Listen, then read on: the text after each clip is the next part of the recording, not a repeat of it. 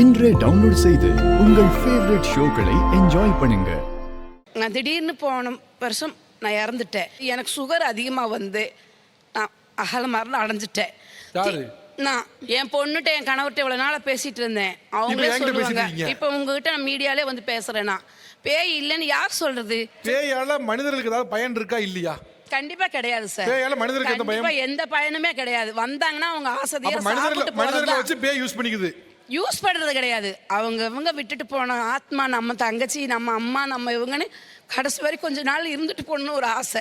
ஏன்னு கேளுங்க, வாழ வயசில் போனேன்னா, வாழ்கிற வயசில் நான் போனேன். என் தங்கச்சி வரல. என் தங்கச்சி என் குடும்பத்தை எடுத்து நடத்தினவ. இல்லை, ஒரே விஷயம் இல்லை தம்பி, நான் மைக் தரேன். பேய் கிட்ட சண்டை போடுற அளவுக்கு உனக்கு தைரியம் கிடையாது. கொஞ்சம் பேசாம இரு. என்னப்பா பேய் சிரி